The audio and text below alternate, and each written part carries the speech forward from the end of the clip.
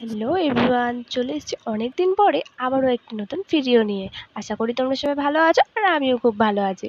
আর এখন ইভিনিং টাইমে আর আমি একটু গা ঠা ধুয়ে এসেই স্নান করে একটু সিঁদুরটা পরে নিচ্ছি। তো সিঁদুর টিঁদুর পরা হয়ে যাওয়ার পরে আজকে আমি ঘরদোরগুলো একটু পরিষ্কার করব। তো সেই কারণেই আমার ভিডিওটা আরও করা। তো ঘরদোর পরিষ্কার করছিলাম, দেখো বিছানার চাদর ঠাদরগুলো খুব এলোমেলো হয়েছিল। তো সেগুলো পরিষ্কার করে বালিশ টালিশগুলো সুন্দর করে আমি গুছিয়ে পেতে নেব। তার সাথে সাথে বিছানাটা একটু ঝাঁটা দিয়ে ঝেঁটেও নিচ্ছি।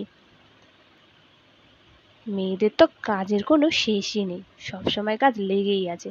আমিও যাই চটজলদি সব কাজগুলো সেরে ফেলি, তারপরে চলে আসলাম শোকেসটা একটু গোছাতে। শোকেসটা খুব অগোছালো হয়ে নোংরা হয়ে পড়েছিল। কদিন ধরেই ভাবছিলাম গোছাবো গোছাবো, কিন্তু গোছানোই হচ্ছিল না।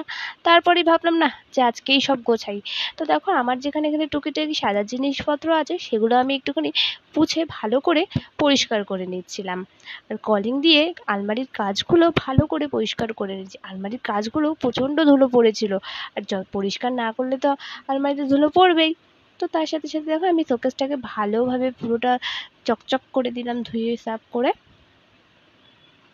তো আমার আলমারিটা প্রায় পরিষ্কার হয়ে এসেছিলো। তারপরেই চলে এসেছিলাম কুলারটা একটু পরিষ্কার করতে। সাদা জিনিস তো খুব নোংরা পড়ে। তো তার জন্য আমি কুলারটা ভালো করে পরিষ্কার করে তারপরে আমি চলে যাব টিভিটা পরিষ্কার করতে। আর এগুলো কলিং ছাড়া না পরিষ্কারই করা যায় না। আর সাদা জিনিস যতটা পারবো দুদিন অন্তর অন্তর একটু পরিষ্কার করে নেব, তাহলে এতটা নোংরাও হবে না। তো সব কিছু পরিষ্কার করার পরে ঘরটা নোংরা হয়েছিল, তাই ঝাঁটা দিয়ে একটু ঘরটা ঝেড়ে নিচ্ছিলাম। তো ঘর ঝাড়া হয়ে গেছে, তো চলো বাইরের জানলার পর্দাটা আমার খুলতে ভুলেই গেছিলাম।